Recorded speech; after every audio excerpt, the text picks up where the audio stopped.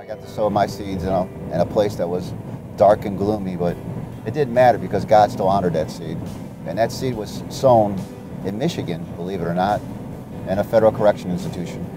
I took the $14 a month that I would make working in the library at the facility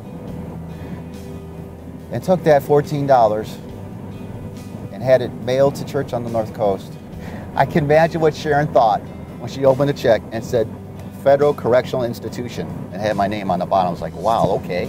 And I said, God, I'm stepping out in your word. I'm doing what your word says, and I'm expecting an increase. And every morning, I would get down on my knees, and I would look out that window in that 5x10 cell, look out over that barbed wire, and say, Lord, I know this isn't my season right now because I know I'm just planting, but I know my harvest is coming because that's what your word promises.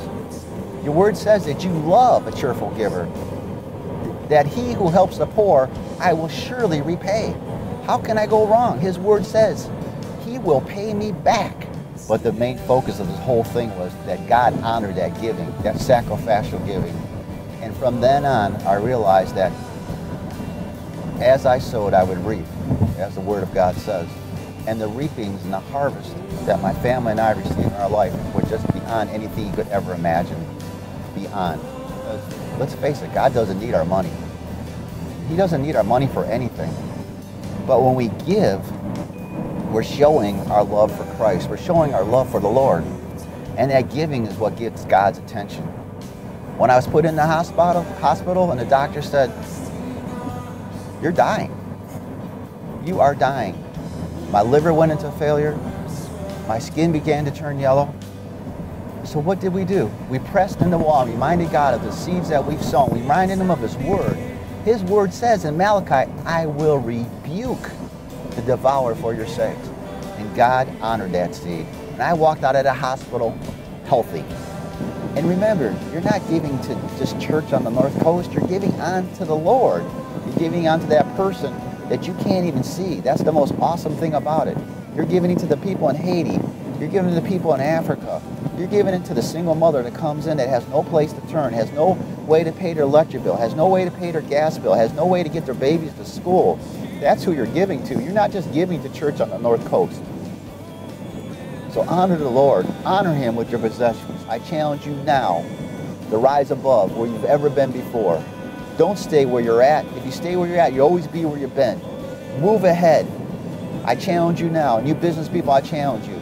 I challenge you to give abundantly and exceedingly above anything you've ever given before, and see what God does in your finances. He takes me from a home, a nice, beautiful home, and he opens the door and he puts me in a mansion. Can you comprehend this?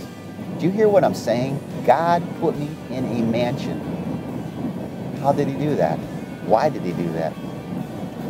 He did that because I showed my obedience to him through his word and through my giving. I truly believe that God honored our giving and our spring seed. Here he takes a sinner like me from a 5x8 prison cell with barbed wire and concrete block and takes that $14 seed that I sowed as a down payment for the blessing to come upon my life or above anything I could ever hope and imagine for, and puts me in this mansion. In this mansion. I just give God all the glory and honor. And you know what? I say these things to let you know that God is faithful, that he loves you as much as he loves me. The only thing that's holding these blessings back from being in your life is yourself.